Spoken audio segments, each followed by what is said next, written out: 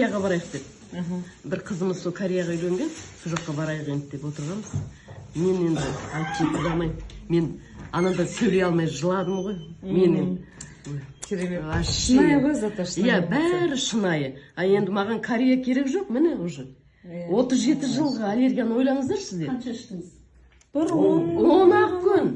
10 күнде болған жоқ. Бүгін нешесі? 13-інде алдым келіп мен ерден. Инсулиннен Инсулин, қан, сахар 18-20 ұрып тұрған сахар. Бір ай болған инсулин қотырғызып тастаған шалымды. Мені инсулин алмаймыз, 2 уақыт алып атқанбыз, инсулин алмаймыз.